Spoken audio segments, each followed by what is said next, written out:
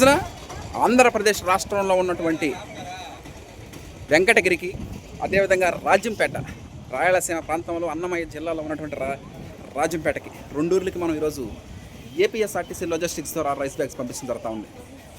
రాజంపేట, అన్నమయ్య జిల్లా, అదేవిధంగా Venkatagiri. Okay, thank you.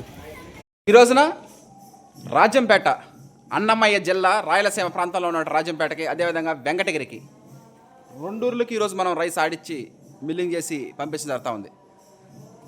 Rajampet, Annamayya జిల్లా, రాయలసీమ ప్రాంతంలో ఉన్నటువంటి రాజంపేటకి, అదేవిధంగా వెంకటగిరికి, రెండూర్లకి మనం ఈరోజు రైస్ ఆడిచ్చి మిల్లింగ్ చేసి ప్యాకింగ్ చేసి ట్రాన్స్పోర్ట్ చేయడం జరుగుతూ ఉంది.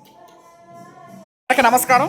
ఈ రోజున మనం రెండూర్లకి రైస్ ఆడిచ్చి మిల్లింగ్ చేసి ప్యాకింగ్ చేసి ట్రాన్స్పోర్ట్ చేయడం జరుగుతూ ఉంది.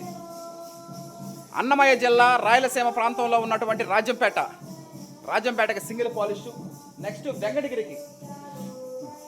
వెంకటగిరికి బ్రౌన్ రైస్, ముడి బియ్యం 5 కేజీలు పంపిస్తుంది. ఎందుకంటే వాళ్ళు చూసి ముడి బియ్యం తింటామా తినలేమా అని, అంటే అందరూ తినలేరు, దానికి డైజెషన్ ప్రాబ్లమ్స్ ఎక్కువ ఉంటాయి. కాబట్టి బ్రౌన్ రైస్, ముడి బియ్యం తీసుకునే వాళ్ళు ఒక అరగంట సేపు కానీ ఒక గంట సేపు కానీ నానబెట్టుకొని ఆ తర్వాత కుక్ చేసుకోవాలి.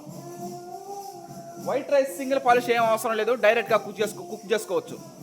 బ్రౌన్ రైస్ ఎందుకంటే ధాన్యంలో ఉన్న మొదటి లేయర్ హస్క్ అనేది పోతే మనకు వచ్చేది బ్రౌన్ రైస్. హస్క్ బ్రాను 2 లేయర్లు పోతే మనకు వచ్చేది single polish rice. Husk bran germ 3 లేయర్లు పోతే మనకు వచ్చేది వైట్ రైస్. మన భారతదేశంలో ఎక్కువగా తినేది వైట్ రైస్. ఈ విధంగా మనకు 3 టైప్స్ ఆఫ్ రైసెస్ ఆడిచ్చి మిల్లింగ్ చేసి ప్యాకింగ్ చేసి ట్రాన్స్పోర్ట్ చేయడం జరుగుతూ ఉంది. Okay, thank you.